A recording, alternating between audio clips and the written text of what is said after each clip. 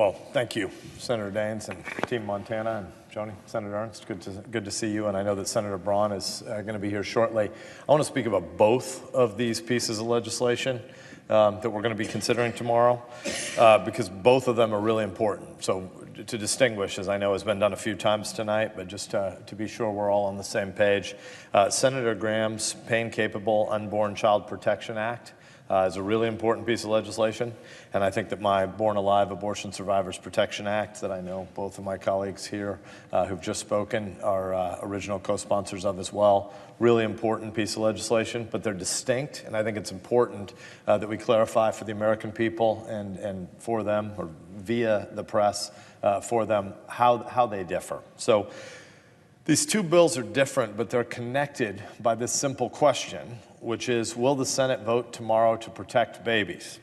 This is about as straightforward a question as you could possibly have. Will the U.S. Senate vote tomorrow to protect babies? Let's talk first about Senator Graham's legislation. Every mom and dad knows what it's like to see your child hurt, to see somebody fall down, maybe with something as minor as a scraped knee, or a burned hand on the stove, or a finger slammed in a car door or a bedroom door. And you know that experience of the big, deep breath that's going to be followed by the piercing cry.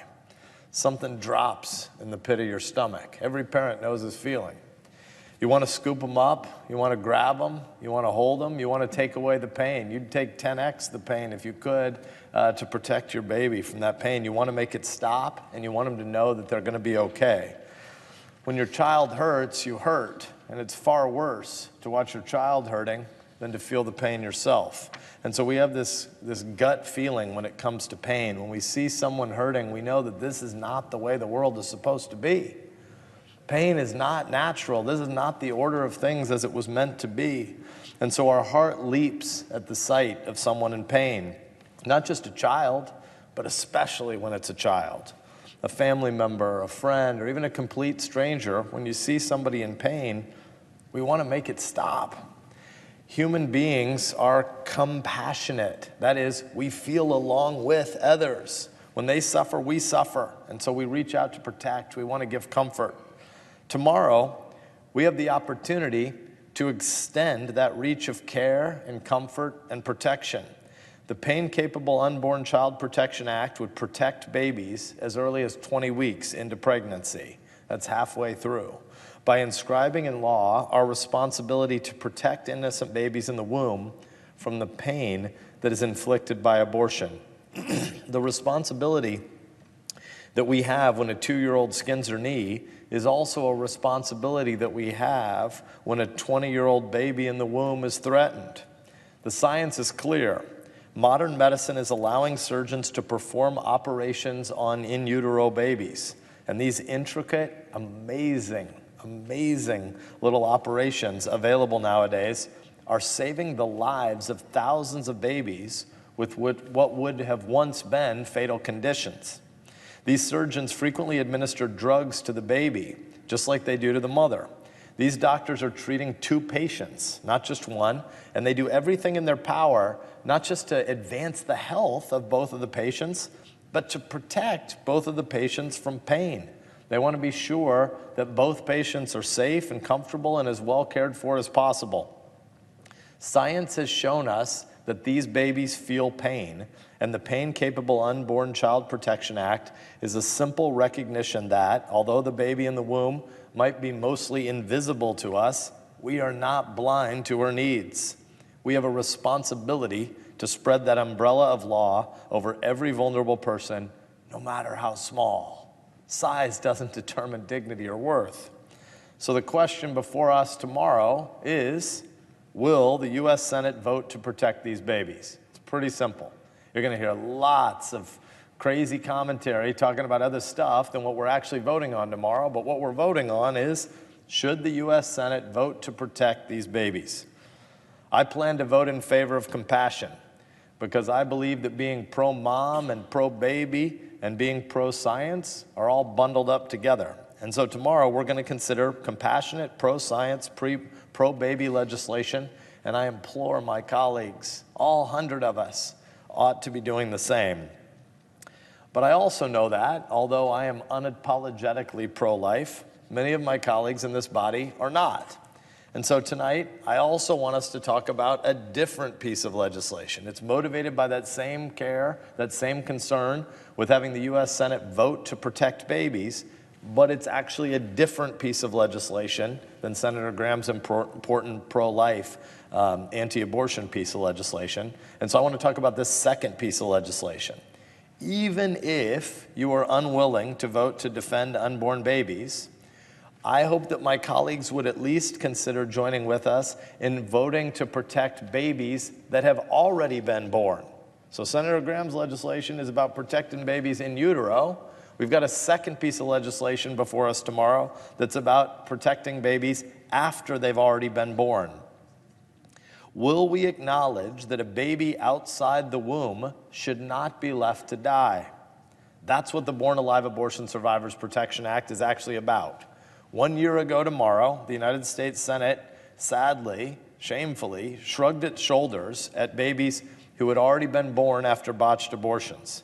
A bipartisan majority in this body, let's be clear, a bipartisan majority voted in favor of protecting these babies, but we didn't have enough votes, we didn't have enough folks voting with us in this chamber to break the filibuster in favor of infanticide. That's what happened a year ago tomorrow in this chamber. Today, there's nothing in our federal law that criminalizes the denial of care to a baby that survived an abortion. So when a baby lives through an abortion procedure and ends up born and is outside mom, there's nothing in federal law that criminalizes denying care to those babies and allowing her to die, allowing her or him to die. And we have to change that. So this second bill tomorrow is not actually about abortion. It's not about Roe v. Wade. It's about something different. It's about what happens after an abortion that didn't succeed in terminating the baby's life. And so when a baby survives and is lying on that table, cold and naked and alone, what does our society do? Are we a country that protects babies that are alive, born and outside the womb after having survived a botched abortion? Are we a country that says it's okay to just sit back and allow that baby to die? That baby that's fighting for life, is it okay for us to just let that baby die? It's a plain and simple question.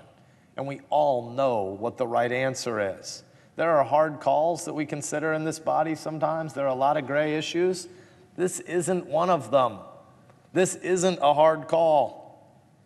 Since last year's vote, we have brought before this body testimony from medical experts who have been involved in abortion procedures, who've had in their hands 1-pound little babies that had survived abortions. That was the purpose of the Senate Judiciary Committee's hearing on this bill 2 weeks ago. In that, we heard testimony that made clear why this bill is necessary, and it made clear that the other side actually can't confront the arguments head on. That's what happened 2 weeks ago in the Senate Judiciary Committee. We were looking at the text of this bill. We had in front of us medical experts who had the experience with people who had babies who had survived abortions, and they talked about what happened in their clinics. And everybody who spoke against the Abortion Survivors Protection Act didn't talk about the bill at all. They talked about all these other things. Some of them are actually hard debates, but none of them had anything to do with the legislation that we were actually considering. That's because they couldn't actually defend opposing a bill that's purpose is simply to prohibit infanticide. That's why Planned Parenthood, NARAL, and the big abortion doctors lobby resorted to simple misinformation. That's all the hearing was by those who were opposed to the legislation. They say that what we're trying to do is prevent something that doesn't happen. That's not true. That's a myth. There are 8 states where we have some reporting information. We should have reporting information from all 50 states. But in the 8 states that we have information about the babies that survive abortions and what happens to them. They wouldn't confront those facts, so they just made these blanket statements that this legislation deals with something that doesn't happen. But it does, which is why we had a hearing, why we brought in experts, and then they talked about, the opponents of this legislation talked about completely unrelated things. They said, there are no such things as abortion survivors. We'd like to introduce you to some of them. Perhaps they should also consult the CDC's records. Of the several states I mentioned, there were 8 that report data on survivors. Or they should talk to the Abortion Survivors Network. They should look into the eyes of spouses and friends and neighbors and coworkers and parents who are abortion survivors, and they should try to tell them that what we're doing is pointless or a waste. They can't do that because their position is morally indefensible. Who are the spouses and friends and neighbors who are not here today because they did not receive life-saving medical care in their first moments of life? The terms of the Born Alive Abortion Survivors Protection Act are simple. A child born alive during a botched abortion would be given the same level of care that is provided to any other baby born at that same gestational stage. That's it. That's all the second piece of legislation we're going to deal with tomorrow does. It says when a baby survives an abortion, that baby should get the same level of medical care that's provided to any other baby at the same stage of gestational development. That's all it does. It doesn't create, as opponents charge, some mandate to prolong the suffering of a dying child. It doesn't do anything like that. It simply says if a baby survives an abortion, it has to get the same level of medical care that would be provided to any other baby at the same stage of gestational care that had a parent present that wanted that baby. It doesn't force a doctor to do anything that violates medical best practice. It simply says that a baby who survives an abortion is a baby and should be treated as such, as a baby, with care and compassion. Do senators in this chamber believe their own campaign slogans? Our colleague from Vermont, who's on the verge of becoming the standard bearer for the Democratic Party in our country, has declared that, quote, the mark of a great nation is how it treats its most vulnerable people. Senator Sanders is right. America is dedicated to the proposition that all men and women, all boys and girls are created equal, even the littlest ones, even if they happen to come into the world in the most horrific of circumstances, even if they're crippled or inconvenient or unwanted. America recognizes the immeasurability, the immeasurable dignity of every human being, regardless of race or sex or creed or ability. If we're hemming and hawing about whether it's okay to let children die of neglect, we know we've lost part of our soul. Tomorrow, we have a chance to recognize and secure the dignity of some of the most vulnerable members of our society.